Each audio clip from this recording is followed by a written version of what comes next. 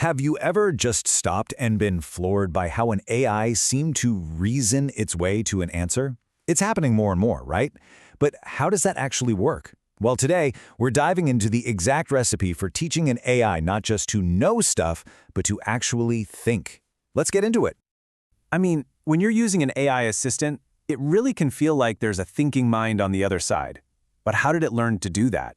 You know, it's not magic. It's a very, very specific training process. And getting a handle on that process is the key to building the next wave of AI tools that we're all going to be using. So to really nail this down, a team of researchers at Carnegie Mellon University basically built a gym for AI models. Think of it as this perfectly controlled environment where they could run different training routines to see what actually makes an AI stronger, smarter, and, better at reasoning. Okay, so the very first ingredient in our recipe is all about finding the perfect workout intensity for the AI, right? Not too hard, not too easy, but just right. The researchers have a great name for it, the Goldilocks zone. Now, the technical term here is the edge of competence, and it's exactly what it sounds like. That sweet spot where a task is tough enough to really push the AI, but it's not so ridiculously hard that it's impossible. It's just like lifting weights at the gym, right? You don't get stronger by lifting something that's too light or something you can't even budge. You need that perfect, manageable challenge. And here's the proof in the pudding. Just look at that red line shooting straight up. That's the AI that was trained on problems right at its edge of competence, that just right difficulty. You can see it just blows the others out of the water. The blue and green lines, well, they represent AIs trained on tasks that were either way too easy or way too hard. And look at them, they barely improve at all. So here's the crucial takeaway from this part. For an AI to get genuinely better at reasoning, you can't just keep throwing more and more data at it. It's not about quantity. You have to give it the right kind of data, problems that are perfectly calibrated to push its limits without totally overwhelming it. All right, let's move on to ingredient number 2 and see how this all builds. Before an AI can even start tackling those tough challenges at the edge of its competence, what kind of foundation does it need? Well, it turns out you've got to plant a few seeds first. And this brings us to a really fundamental question, right? Can an AI learn how to solve a type of problem it has literally never seen before? Or does it need some kind of initial heads up? And wow, this slide just illustrates the answer perfectly. Look at the chart on the left. With basically zero prior exposure during its initial training, the AI completely faceplants. Performance is flat on the floor. It goes nowhere. But then look at the chart on the right. With just a tiny 1% seed of knowledge planted in that initial phase, the AI can suddenly generalize and learn to solve even the hardest problems in that new area. This is such a huge insight. What it tells us is that reinforcement learning, that's the whole trial and error training process, it doesn't just create reasoning skills out of thin air. No, what it really does is amplify and combine the skills that are already there, even if they started out as just these tiny little seeds from its initial training. Now, for a really interesting and honestly an often overlooked part of the recipe, there's this special training phase that acts like a bridge. It's what connects the AI's broad general knowledge to the super specialized skills it needs to develop. So what the researchers figured out is that these two stages, this mid-training and then the reinforcement learning, they have this incredible synergy. Think of it this way. Mid-training is like spending hours studying the textbook, just building a solid, reliable foundation of knowledge.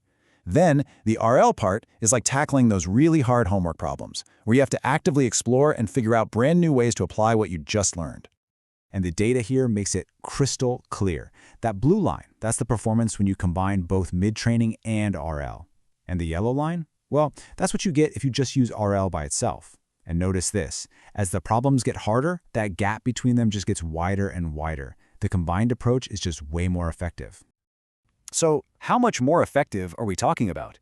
This two-step process gave them an average performance boost of over 10% on the absolute hardest problems. And let me tell you, in the world of AI training, a 10% jump like that is a massive, massive gain. Okay, last but not least, let's look at the technique. It turns out it's not just what you teach the AI, it's also about how you reward it for learning. This is the fourth and final ingredient in our recipe for a reasoning AI. So, there's this really well-known problem in the AI world called reward hacking. This happens when an AI figures out some clever little shortcut to get the right final answer, but its internal logic, its reasoning, is completely wrong. It's like a student who just guesses the right answer on a math test but can't show you their work. Yeah, they got the point, but did they actually learn anything? Nope. So the researchers tried something different.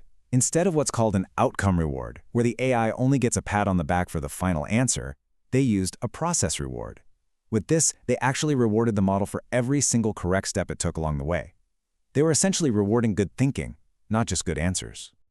And this shift in strategy really paid off. You can see it right here in this chart. The models that got rewarded for their process, that's the bar on the far right, they performed noticeably better on the tough problems.